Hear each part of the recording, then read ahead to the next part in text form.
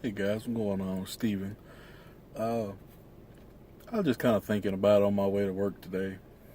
Uh, every time you go somewhere, just as a nurse, if you go to a new location, you're gonna have to adjust to the way things are done.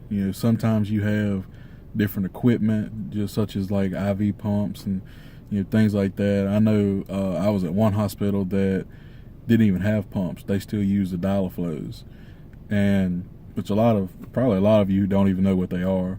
But that's just when you learn drip factors and things like that, you have to use that on dial-a-flows.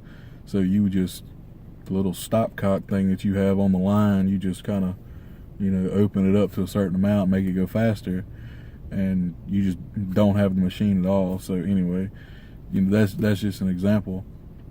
And it's good to change jobs from time to time, or just pick up little shifts somewhere just to kind of be able to see the different things that they offer, because there's so many different things that just are available. You'll probably never work at a hospital that has all the exact same equipment that you have.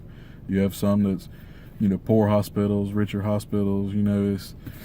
But what I'm really talking about today is with the nurses. You have to adjust to the equipment just like you have to adjust to the nurses. And the thing about it is, some people have been nurses so long that they think what they are doing is correct, but in reality it's not. And what I always say is, everything is correct until something goes wrong. And then that's when they're going to come in and look, because you can document anything. I mean, you can go in someone's chart and document that they've been putting out 8 liters of blood every shift in for the urine output, and nothing's going to get done until like a chart audit or something happens to the patient. So just because you don't get caught doesn't mean it's correct. But the thing of it is, with the nurses, especially for new nurses, you should question everything.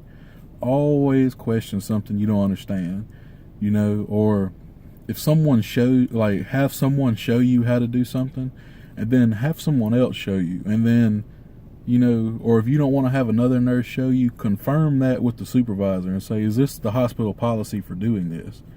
Because I can't tell you how many times I've went behind people that just will just do the silliest things, and like I've watched someone's catheter came out, fell on the floor.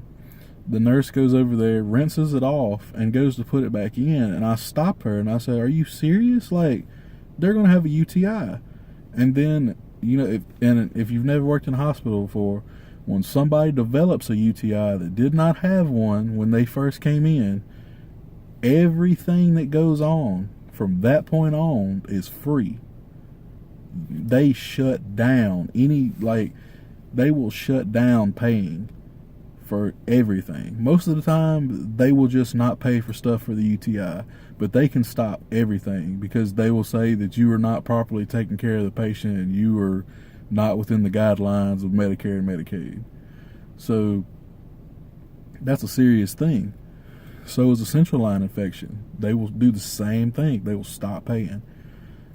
So I mean, these people, they've thought about it, and her rationale was, she already has one. Why would I go get a brand new one when she has one here?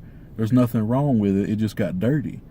But she's not understanding what's going on. The same thing with other nurses. If you were a brand new nurse and you listened to what she did and then did that again, it's you and the patient in there, so no one's going to know. But when they track it back to you, you're going to get in trouble. And the thing of it is, the board of nursing is not going to be like, "Oh, it's okay, don't do it next time." They're going to light you up. Like, they are quick to do this because that's what they get paid for. They are not on our side. The board of nursing is not your friends. Don't pretend like they are. No one in there likes the board of nursing because that's what they're there to do. They're trying to make sure that nobody is messing up.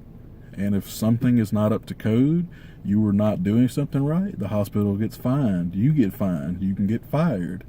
And then also, if the family finds out you didn't do something right, they can sue you, which is why you have to get malpractice insurance. It's only like $50 a year.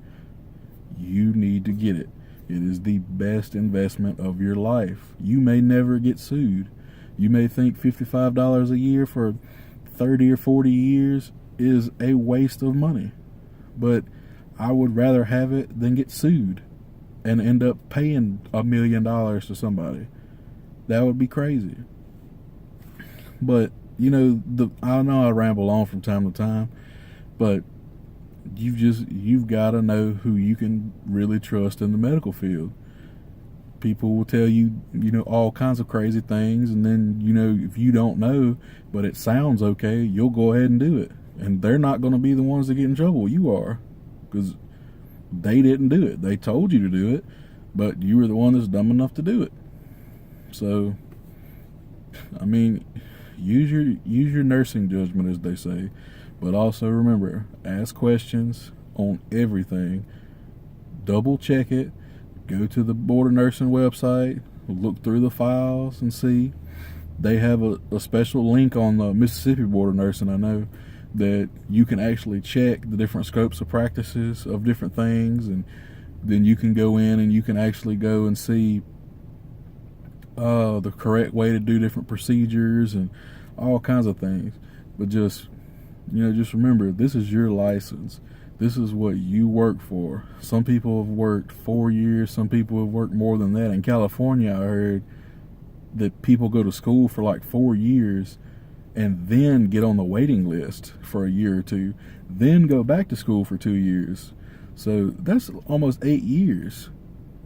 Some people are sitting around 8 years trying to become a nurse, and you would throw it all away because somebody told you it's okay to reuse a peg dressing.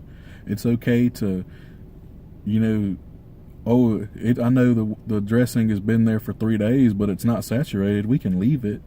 No, you don't have to write your name on the dressing. Stuff like that. You need to, it's just average little things like that you could lose your license for. It is so serious. Anyway, guys, that's all. I was just on my mind today. Thought I would share it.